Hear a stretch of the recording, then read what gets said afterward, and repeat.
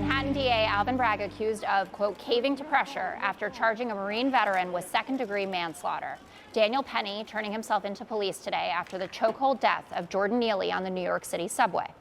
That comes as a brand new witness steps forward to give a firsthand account of what happened on that train. A 66-year-old woman backing up several witnesses who saw Neely making aggressive threats towards riders, telling the New York Post that Neely said things like, quote, I would kill a mother effer and don't care. I'll take a bullet, I'll go to jail. She also went back to thank Daniel Penny after the incident, the Marine's attorney speaking out and defending their client.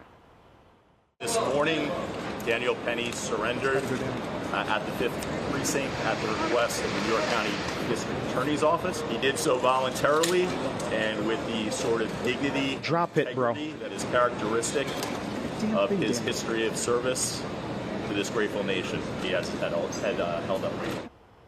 Neely has an extensive criminal history. He had been arrested 44 times, including for punching a 67-year-old woman in the face and for trying to kidnap a 7-year-old girl. He was also on New York City's top 50 list of homeless people who needed urgent help. Neely's attorney arguing today that none of that should matter. No one on that train asked Jordan, what's wrong? How can I help you? No one said, here you are, sir. Let me meet your need or help you in a situation or give a word of encouragement. Daniel Penny did not know Jordan Neely before this incident.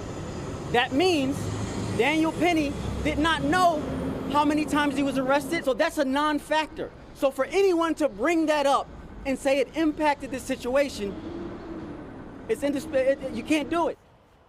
All right, Judge, I want to come to you first on this. Now he's been charged. Mm-hmm. Where does the case stand? What are your thoughts? Well, first of all, the judge has indicated that Penny has to come back to court on July 17th. The grand jury will have returned a decision one way or the other, a true bill or no bill, depending upon what happens. But during this period of time, the defense now has an opportunity and can demand that their client testify in the grand jury. The defense will also be gathering their own witnesses that they can present in the grand jury. They will also, I'm sure, get a medical examiner. I think that the decision by this medical examiner was rather quick. And having been in criminal justice and law enforcement for 32 years, I can say that as a fact. I also think that the grand jury will have the ability to make a better assessment than Alvin Bragg did. It was a knee-jerk, political, leftist, progressive reaction, which we know Alvin Bragg is capable of and more than willing to do. The fact is that Daniel Penny here stayed when the police came. They put him in a recovery position. He stayed to talk to the police. He then went down to the precinct to talk to the police. The police did not make an arrest. There was no arrest made. And then all of a sudden, after everybody starts rioting and demanding that somebody be arrested, Alvin Bragg says, oh, I'm going to charge him with a felony complaint. I don't know how this will end. But what I can tell you is that if you're in a subway car and you've got a guy yelling, I don't care if I spend my life in prison. I don't care if I die. That means two things. That means he's willing to commit suicide or homicide. If he says I'm willing to go to jail for life, the only thing you could go to jail for life for is homicide, and I'm willing to die, I'm suicidal. Now, he wants to say they didn't know he had 42 or 44 arrests. I mean, that certainly is a good point. Let's be fair about that. But at the same time, his behavior there in that car, underground, when no one could get off, when no one had the ability to run away, makes it very clear that the people there, as long as they're reasonable in their assessment of the fear, then they can use whatever force is reasonably necessary. Okay. Will, you're also a lawyer. What do you make of the odds of the self-defense working out in this case, and what impact this eyewitness, and I assume there will be more that will end up coming forward? Yeah, the eyewitnesses that are so far praising Daniel Penny. To the judge's point on the reasonable standard, if they have a jury or a grand jury of people who have ridden the New York City subways, then I think my estimation is they'll come back with the correct assessment that this was not just reasonable behavior by Daniel Penny, but potentially heroic behavior by Daniel Penny. Our society, to be absolutely clear, needs more Daniel Pennies.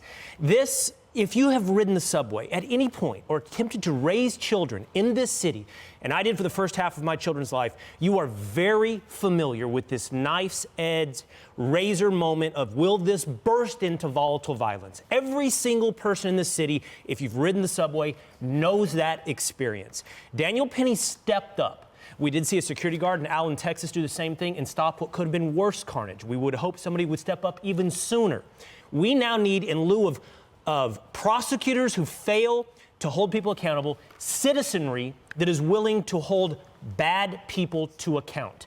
Now, what Neely did or what he would have done that day, we will never know. But we do know his past, and we have all been in this situation, and the end result of this has to be more.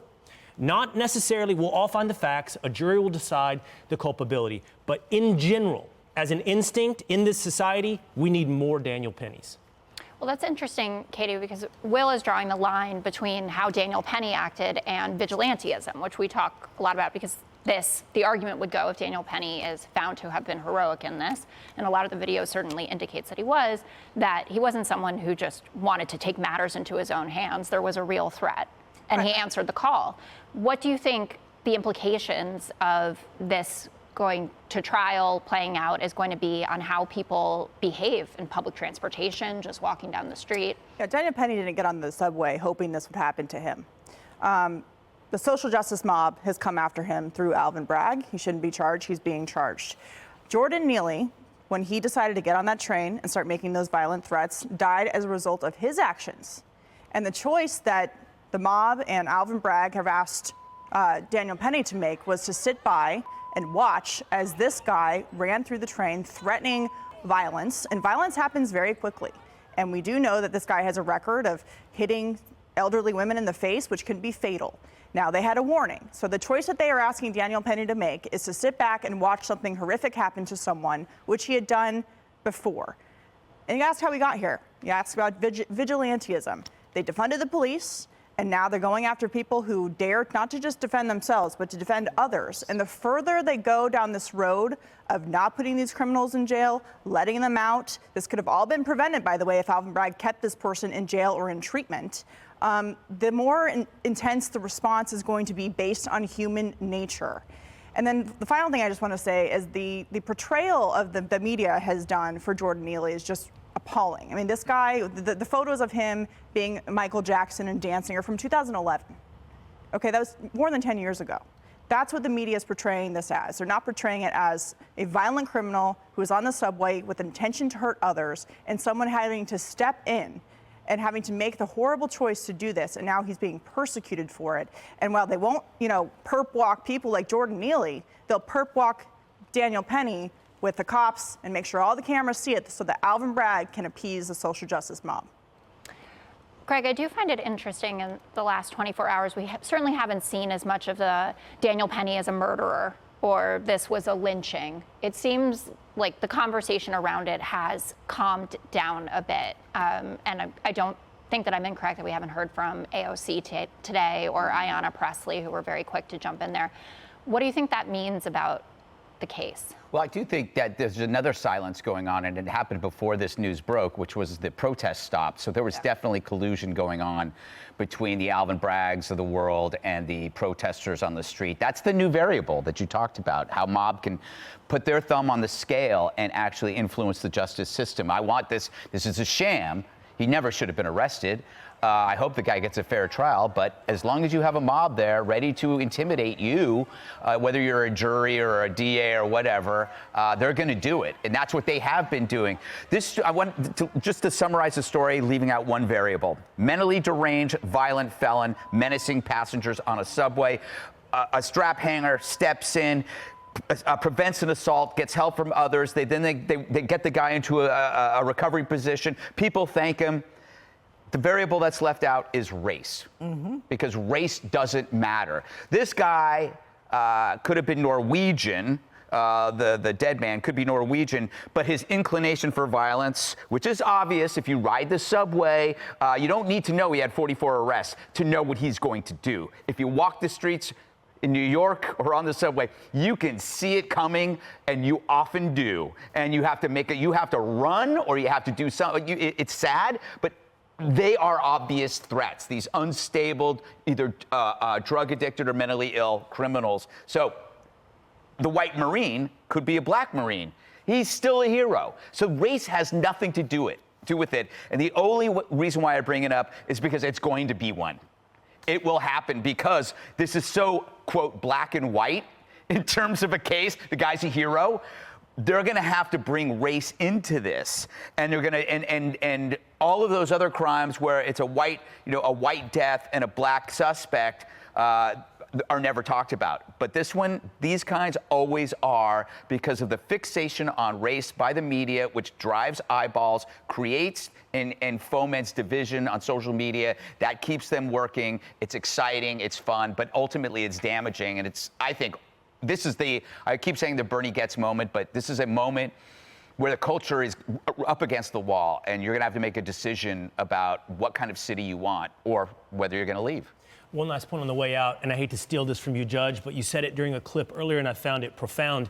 And that is when Jordan Neely's attorney was speaking, you said, "Where were you before?" Yeah. There are a lot of people, AOC, Ayanna Pressley, his family, these attorneys who were not there for Jordan Neely in life, but are certainly ready and willing to be there for him in the moment of death. Hey, Sean Hannity here. Hey, click here to subscribe to Fox News YouTube page and catch our hottest interviews and most compelling analysis.